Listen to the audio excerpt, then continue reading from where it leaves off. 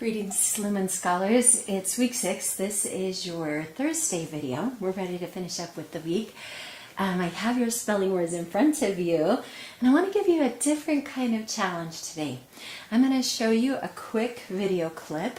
This video clip comes from Brother Bear, and I want to see if you can write a short little paragraph about this video clip using as many of your spelling words as possible. Okay, I'm going to be doing the same thing as the movie goes on, and let's see who can win, who can use more of the words in the video. You or me, okay? I mean, yeah, you or me. So here's our little competition, and I'm going to leave the words up just so you can see them in the corner while I share. Where should I go so I'm out of the way?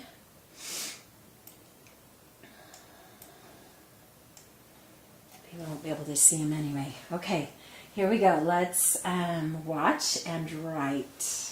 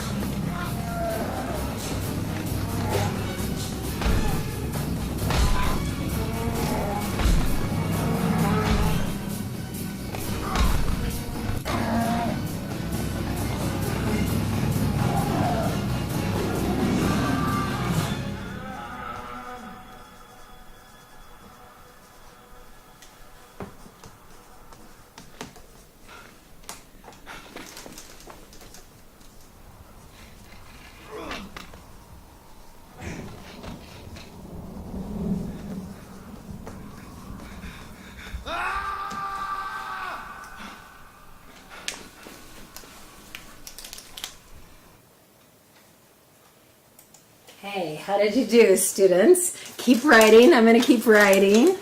I'm going to leave the words, hopefully, so you can see, and then we'll share what we've got, okay?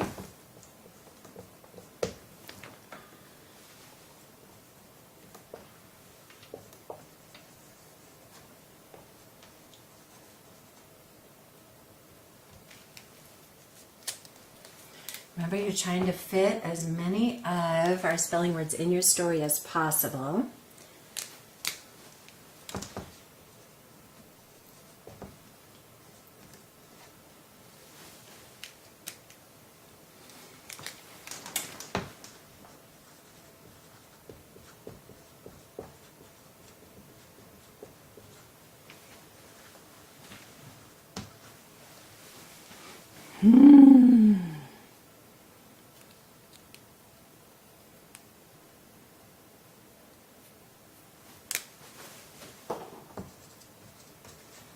What else can I fit in?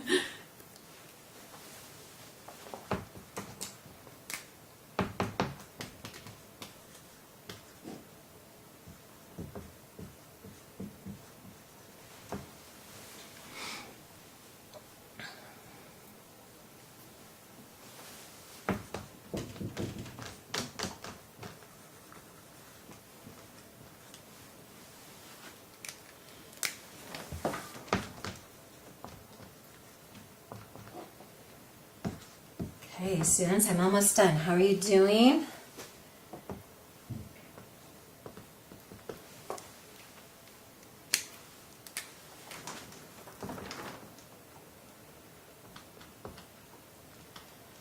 I have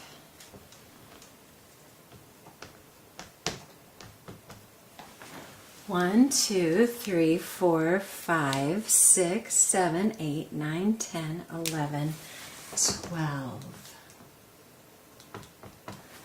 I have 12 of our words. Oh, I could totally fit another one in. I need to change something really quick.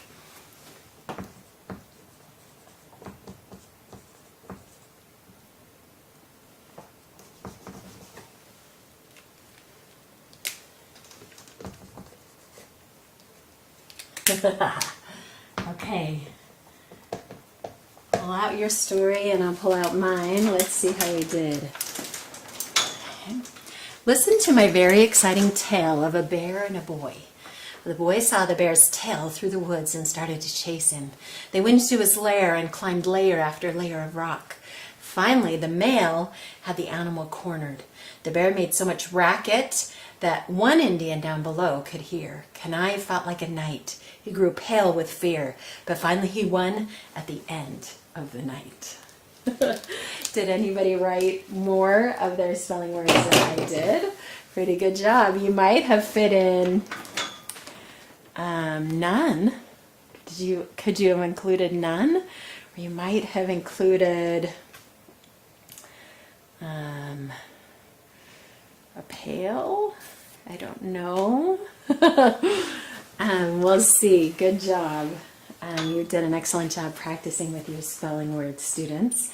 And working on your action items with verbs that you're working on this week. I hope you've had good success studying verbs and how they show action, illustrate action, and turning in your action items related to that. I want to talk now about, I'm going to go to our history subject just really quick because I want to talk to you about the next wonder of the ancient world that we're going to learn about. This is called the lighthouse at Alexandria. And then I'm going to end up back with our language arts and talk to you about a writing assignment that you can participate in with us students if you would like. Let me just erase this.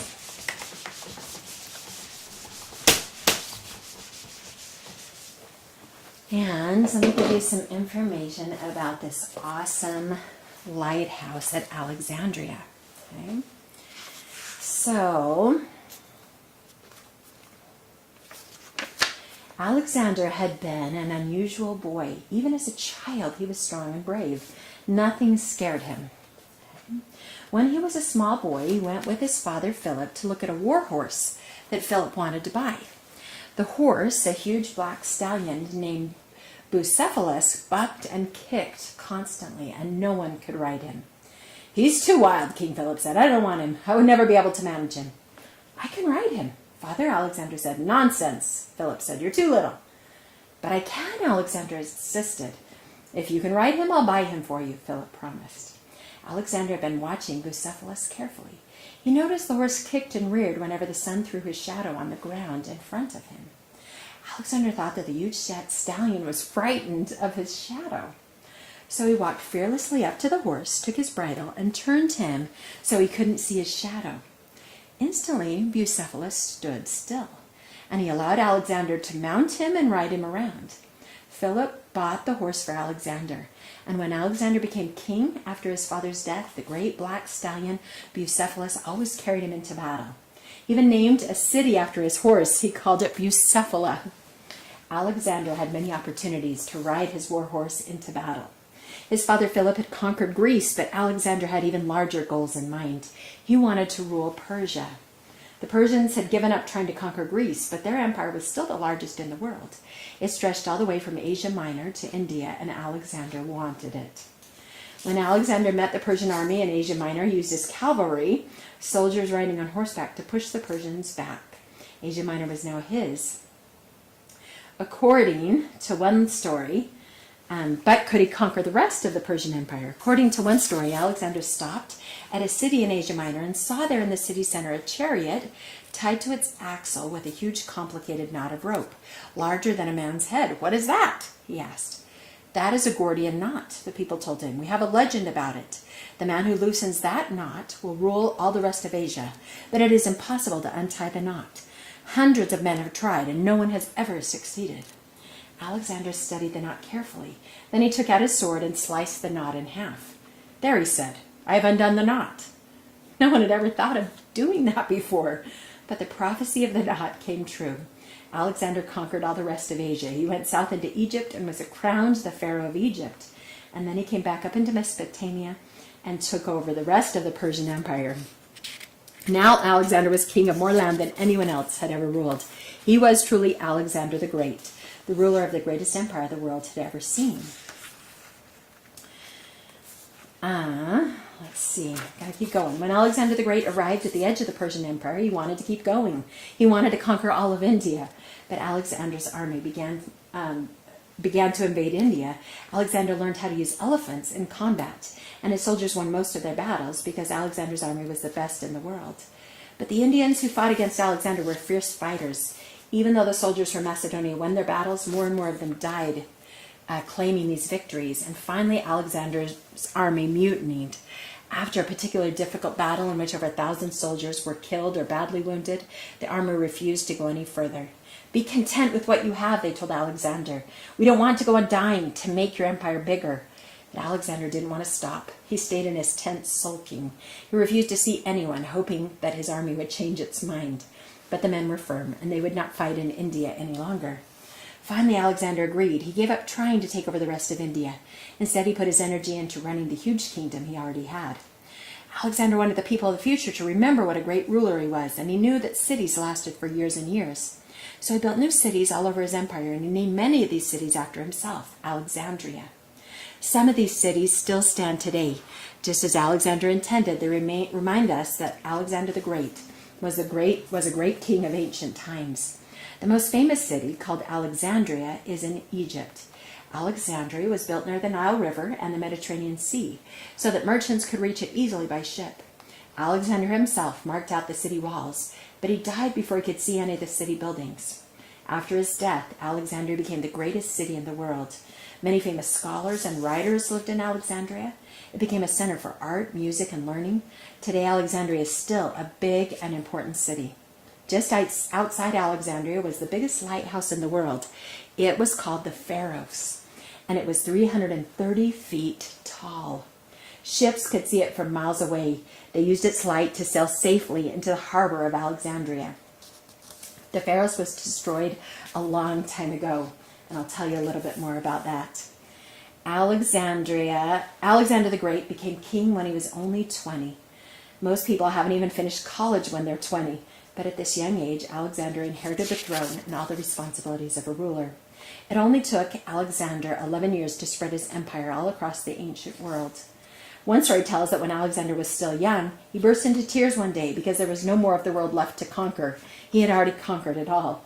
What would Alexander the Great have done next? We will never know, because Alexander died suddenly when he was only 32. He was planning on taking an expedition with his army when he began to feel weak. He decided to wait a day or two until he felt better. "Go ahead and make all the preparations," he told his general. "We will go as soon as I feel better." But that day never came. Alexander got weaker and weaker, and finally he was too weak to speak. His generals came to see him, but Alexander could only move his eyes, and the next day he died. No one knows exactly why he died. Some people think he might have been poisoned by one of his generals. Others say that he probably died of malaria, a fever caused by mosquitoes, but we will never know for sure. Alexander's body was put into a glass coffin and taken back to the city of Alexandria. The coffin was placed into a stone sarcophagus there in Alexandria. Alexander's generals knew that no one else could keep control of Alexander's large empire. Only Alexander could manage to rule such a huge kingdom, so they divided it up. I want to show you pictures of what the lighthouse is reported to have looked like, and then I want to tell you just a little bit more about it. Okay.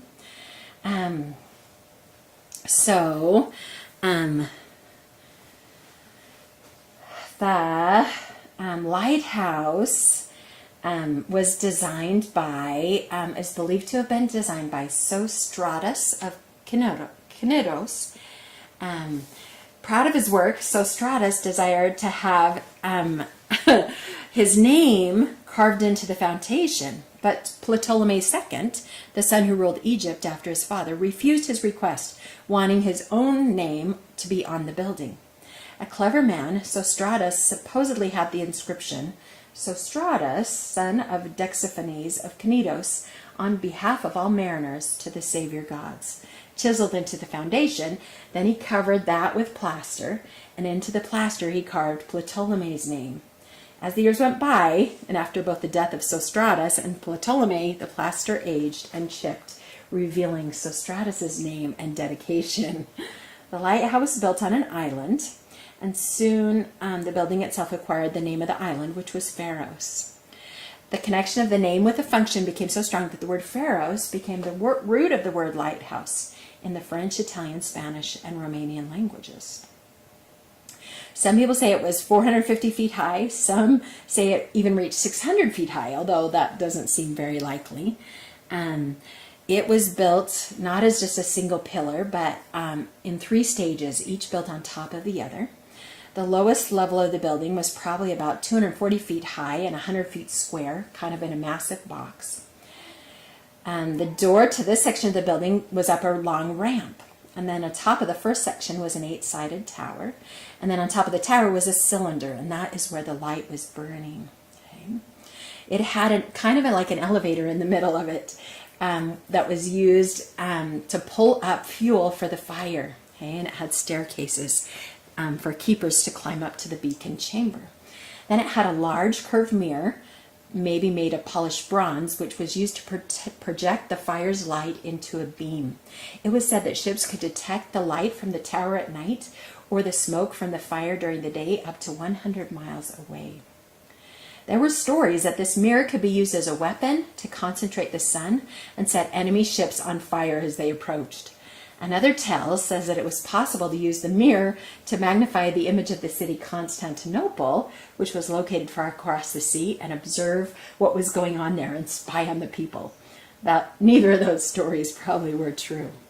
But the structure was decorated with the god Triton on each of the 4 corners, and people came from all over the world to see it. Okay? The view from there must have been impressive because it was probably 300 feet above the water, and there were few places in the ancient world where people could go that high to see that far. So it probably was destroyed by an earthquake. It apparently survived. It lasted for 1,500 years and apparently survived a tsunami with just minor damage, but then probably an earthquake is what eventually destroyed it, and its final collapse occurred in 1375. And they have found pieces of the Great Lighthouse on the ocean floor. Divers have actually been searching around Pharos at the bottom of the harbor to see large blocks of stone that probably came from that huge building. Statues were located under the water that were stood at the base of the Pharos. And you can even go there. It's an archaeological park, and tourists with diving gear can dive down and see what this lighthouse would have been like. Here are some of the pictures, students, that people have created, what they think the lighthouse would have looked like.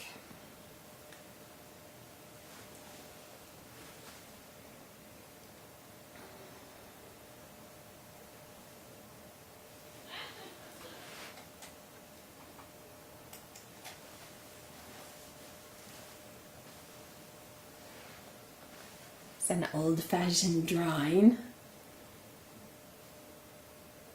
more modern representation, and another drawing of what it looked like. Okay. So Alexander, while he was responsible for the city of Alexandria, wasn't really responsible for this lighthouse there. the lighthouse of Alexandria, or on the island of Pharos, the Pharos lighthouse. But Alexander the Great's a fascinating person. It's fun to learn about him and fun to learn about his lighthouse. So before I tell you about your writing assignment, students that little students will be doing, and guided instruction students can participate in if you want to as well, I want to tell you about a craft that you could possibly make of your own homemade lighthouse. And it just uses styrofoam cups. I'm going to try to show you a picture. And just those little battery-operated tea light candles. Okay. And this is what it looks like.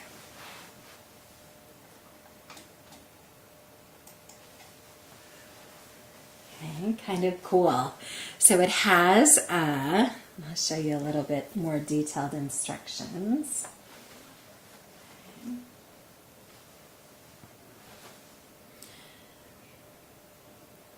You can go to this website for the patterns of the stairs and the windows. Okay. You need a clear plastic cup and then a big styrofoam cup. They've actually stacked 3 of those styrofoam cups together and then put the clear plastic cup on top of it with a tea light battery operated candle inside. Okay. So just a fun craft you can participate in if you want to. For your writing assignment this time, students, little students, you know that we do one history research project each month, and we're doing our cartoon. We're also doing one writing assignment a month, and your writing assignment this time is a how-to paper. And you're going to write a paper about how to do something, okay? And you can be creative on what you talk about. How to, for example,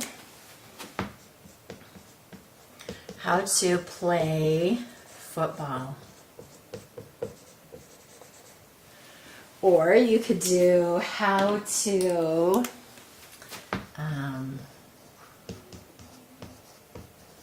win on a video game that you're really good at.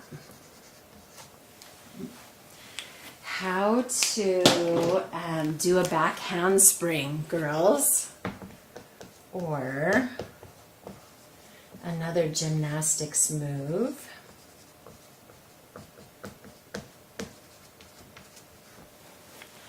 How about how to be a teacher's pet? How to make Mrs. Rowley just love you. Okay.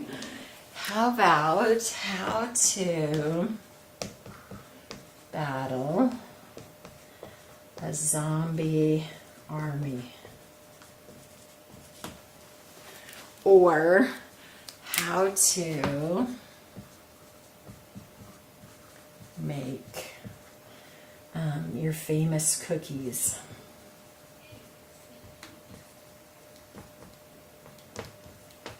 Students, anything you are really good at, you can write your how-to paper about, okay? We're going to finish today with a book that's called How to Be a Practically Perfect Pig. And this is a fun example about how to write a funny how-to paper.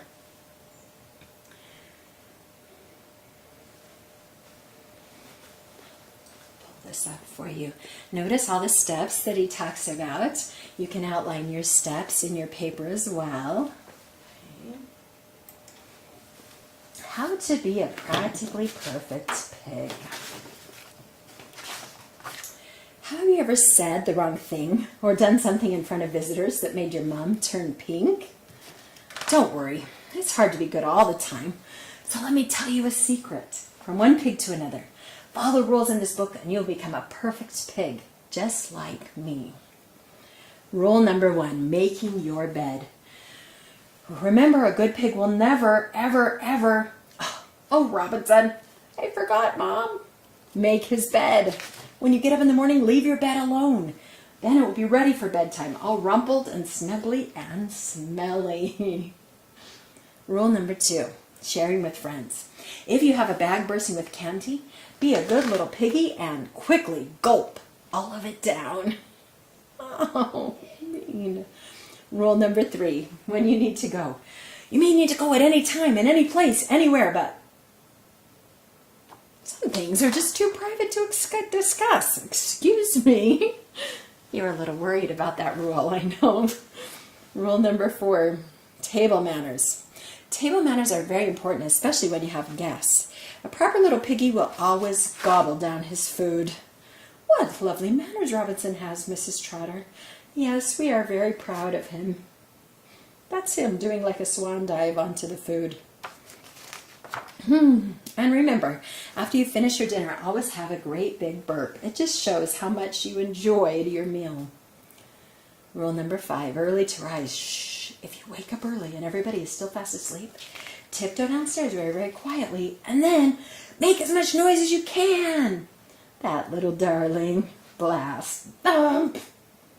Rule number 6, tidying up. When you're finished playing and toys are spread higgledy-piggledy all over the house, leave them where they are, and then they'll be ready to play next time. Oh, Robinson, I forgot, Dad. My dad must be a very good pig indeed, for he never puts anything away. Rule number 7, bath time. All good little pigs must have a bath every day. A nice warm bath of smelly, delicious, stinky mud.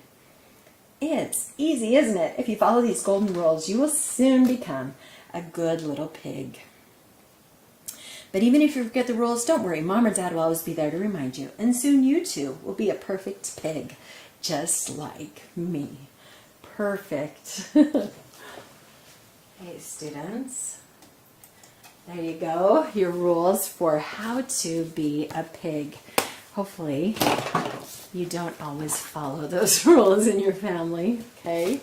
How to paper. Guided instruction students, you're welcome to do this. Little students, you have about 3 or 4 weeks to finish this how-to paper. We'll talk some more about it, but you can get started anytime you want if you've got some fun ideas about what you want to write, how to do.